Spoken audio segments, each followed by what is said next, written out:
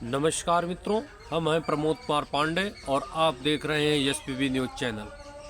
मित्रों, आज के इस एपिसोड में हम चर्चा करेंगे अनुराग के हत्यारों के घर पर निश्चित चलेगा बुलडोज़र, टूटेगा लालता यादव का घर। और अनुराग ही मामले में एक बड़े आंदोलन के लिए कई समाजसेवी संगठनों ने तैयारी कर ली है, प्रशासन के खिलाफ मोर्चा खोलने की तैयारी में है। और तीसरी खबर का विश्लेषण करेंगे। जय सिंह अन्ना ने उत्तर प्रदेश शासन में मंत्री गिरीश यादव के संरक्षण में लालता को बचाने और सदर के एसडीएम पवन सिंह यादव के षड्यंत्र का खुलासा किया। इस पर भी हम चर्चा करेंगे विस्तार से। तब तक अगर आप हमारे चैनल पर नए हैं तो चैनल को सब्सक्राइब कर दीजिएगा ताकि इस तरह की ताज़ा अपडेट आप तक पहुंच सके। मित्रों, पहली घटना कल यानी 6 दिसंबर को अनुराग मामले में बुलडोजर एक्शन की कार्रवाई के लिए तहसीलदार के न्यायालय में सुनवाई होना था, लेकिन कल सुनवाई नहीं हो पाई। कारण था कि बाबरी विध्वंस की वर्षी पर कुछ लोग शौर्य दिवस के रूप में मना रहे थे, कुछ और कारण थे जिससे अधिवक्ता सार्वजनिक रूप से कार्य से विरक्त थे, इसलिए सुनवाई नहीं हो सकती थी। और इस पर 6 दिसंबर से 11 दिसंबर को सुनवाई की तारीख नियत कर दी गई। लेकिन विधिक विश्लेषकों द्वारा शासकीय अधिवक्ता और जो विधि विशेषज्ञ थे उनसे जो जानकारी निकल कर आई और शासन से विश्वसनीय स्तर पर जो जानकारी निकल के आई, उससे एक राहत भरी खबर है कि बुलडोजर की कार्रवाई निश्चित होगी। योगी जी का फरमान स्पष्ट है। माननीय उच्च न्यायालय और उच्चतम न्यायालय के दिशा निर्देशों के अंतर्गत रह करके शासन कार्रवाई करेगा, निश्चित कार्रवाई करेगा। लालता का घर जरूर गिरेगा। कब गिरेगा, कैसे गिरेगा, इस पे पहले हम देखते हैं कि कानून के जानकार अधिवक्ताओं ने क्या कहा। के पिताजी को मायूस नहीं होना चाहिए। सरकार की जो मंशा है उसमें जो है सरकार की व्यवस्था है, उसमें सारी प्रोसीडिंग चल रही है। अनुराग के पिताजी को मैं आश्वस्त करता हूं कि सरकार ऐसी निष्पक्ष और सरकार ऐसी आज तक कभी नहीं बनी है। माननीय हमारे योगी जी की जो सरकार है, उत्तर प्रदेश की सरकार है, तमाम बुलडोजर सरकारी पे चले हैं, हत्यारे के ऊपर चले हैं। अनुराग के हत्यारे के ऊपर भी चलेगा, लालता के घर पे भी चलेगा। मैं एक इसलिए जो प्रोसीडिंग रुकी हुई है इसमें माननीय उच्च न्यायालय और सुप्रीम कोर्ट द्वारा एक व्यवस्था दी गई है कि थोड़ा राज्य सरकार को एक रोक के लिए कहा है कि अपने सरकारी जमीन को खाली कराने के लिए अपनी सारी प्रक्रिया पूरी करने के बाद ही आप सरकारी जमीन को खाली कराइए। तो माननीय सुप्रीम कोर्ट की व्यवस्था को देखते हुए राज्य सरकार ने उस व्यवस्था को अपने नीचे के अधिकारियों को तमाम को कहा है कि प्रक्रिया पूरी करने के बाद ही लालता के घर को गिरवाएं और सरकारी जमीन को खाली कराएं। और मैं आश्वस्त करता हूं अनुराग के पिताजी को, ये निराश न हो, न रहो, न निराश करो मन को। ये कहा गया है कि निराश मत होइए, आज नहीं तो कल गिरेगा। प्रोसीडिंग पूरी हो चुकी है और आज तारीख की बात है, डेट लगा हुआ था। 4 नंबर पे या 5 नंबर पे मुकदमे लगे, तो इसमें कोई घबराने की बात नहीं है।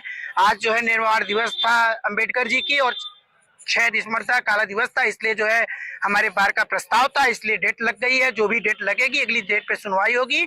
इसमें जो है कोरम होता है, जैसे लेखपाल हो गए, तहसीलदार साहब हो गए, नायब हो गए, तमाम होने के बाद ये चैनलों के बाद जो है ये प्रक्रिया डिमार्केशन की होती है। इसमें अनुराग के पिताजी को निराश होने की बात नहीं है। आज नहीं तो घर गिरेगा, इसमें कोई दो राय नहीं। सरकारी जमीन खाली होगी और अनुराग के परिवार को न्याय मिलेगा। सरकार भी लगी हुई है, इसलिए इसमें कोई दौर नहीं है। सरकार की मंशा है कि हत्यारे के खिलाफ कड़ी से कड़ी कार्रवाई की जाए, उसको सजा भी दी जाएगी होगा भी और हुआ भी है। जो कब प्रक्रिया होती है उसमें मुकदमा भी लिखा गया, जेल भी लोग गए, चल रही है। लेकिन ये सोचे कि अनुराग के पिताजी तत्काल दाल चावल वो सान के खा लें, ऐसा कुछ नहीं है। वो धैर्य रखे, सरकार की मंशा साफ है कि उनके पिताजी को न्याय मिलेगा और उनके पक्ष में ही न्याय होगा और लालता का घर गिरेगा। इसमें मैं आपसे और अधिवक्ता समाज भी गई, पूरे प्रदेश का अधिवक्ता मनमाहत है। जो अनुराग की हत्या हुई है गलत हुई है, एकदम न्याय संग उनके साथ होगा, इसमें कोई दो राय नहीं है। अच्छा, शुरुआत में इस मुकदमे में 3-4 जो तारीख पड़ी वो पहले नंबर पे ये फाइल लगाई गई। आज देख रहे हैं कि उसमें 4 नंबर पे लगाई गई।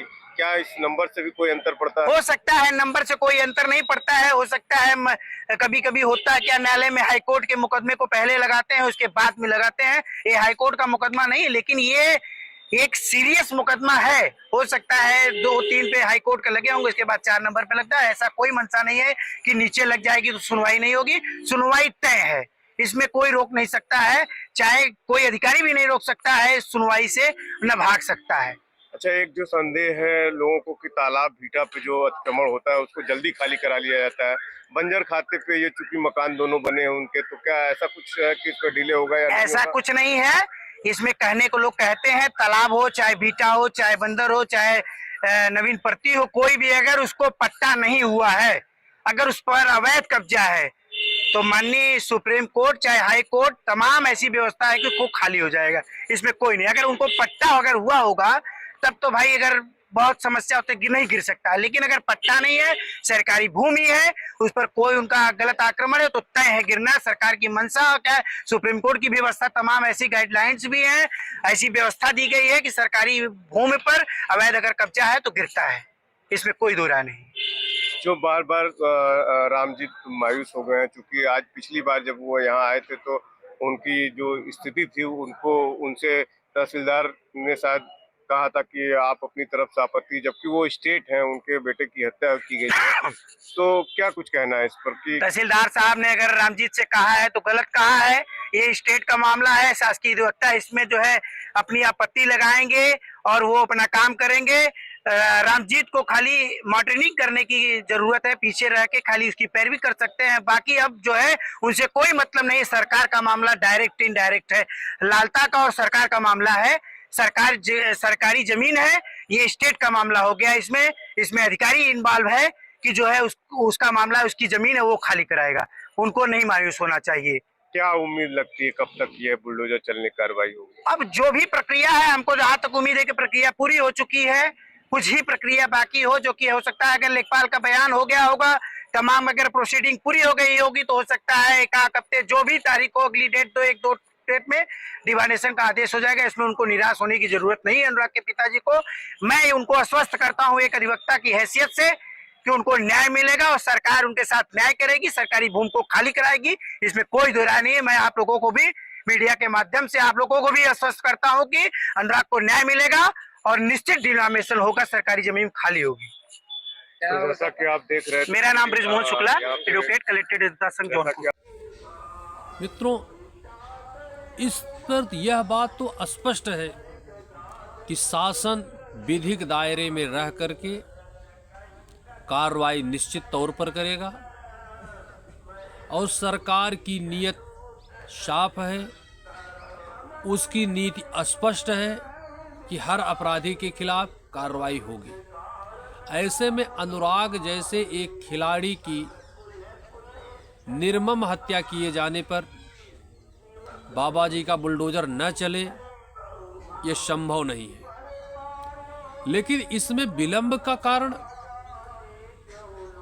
जस सिंह अन्ना ने बताया और पूरे जनपद में, समाज में चर्चाएं हैं और उसके कुछ साक्ष्य भी हैं कि गिरीश यादव जो जनपद जौनपुर में ही मंत्री हैं, उनके दबाव में शासन त्वरित गति से कार्रवाई नहीं कर पा रहा है। जय सिंह अन्ना ने स्पष्ट तौर पर कहा कि ये गिरीश यादव के दबाव में लालता को बचाया जा रहा है और एसडीएम सदर पवन यादव इसमें मध्यस्थ की भूमिका निभा रहे हैं। ये पैसा लेकर के और इन लोगों को, लालता यादव और अन्य अपराधियों को बचा रहे हैं। उनके दबाव में ही कार्रवाई नहीं हो पा रही है। आप देखिए जज सिंह अन्ना इस बारे में क्या कह रहे हैं, फिर हम इस पे चर्चा आगे करेंगे। जहाँ तक अनुराग यादव का केस है, तो अनुराग यादव का तो जज सिंह अन्ना बहुत छोटे से हैं।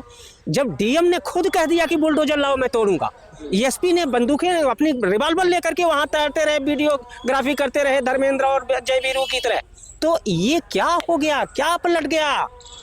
जब इतने आला अधिकारी जो है सब ये सब क्या कर रहे हैं? तो जज सिंह अन्ना तो एक जिले के सामान्य नागरिक हैं। अब इतने बड़े अधिकारियों का जो दिमाग वहाँ चला, इसके बाद दीपावली हुई, दीपावली के बाद 12 दिन तक इन अधिकारियों का ध्यान सुस्त हो गया और सब गिरीश यादव और यादववाद में फंस गया। और पूरी तरह यादववाद में फंसने के बाद यह डीएम पवन जो भी बना बनाया खेल था खा गए और सब गड़बड़ कर गए है। और सबने एक स्वर से मांगा कि यह डीएम पवन का ट्रांसफ़र कर दिया जाए, तो पवन सिंह यादव का कोई ट्रांसफ़र नहीं कर रहा है। अनिश्चितकालीन आमरण अनशन के 6वें दिन डीएम ने बुला करके अनशन तोड़वाया, क्योंकि अनुराग के पिता ने, गांव के प्रधान ने एसडीएम पवन सिंह यादव के बहकावे फुसलावे पर एक बंद कमरे में जा करके गोपनीय मंत्रणा किया, जहां कहा कि कोई पत्रकार नहीं आएगा, हम 3 गोपनीय मंत्रणा करेंगे, उसमें हो सकता है सीओ भी उपलब्ध रहे हो।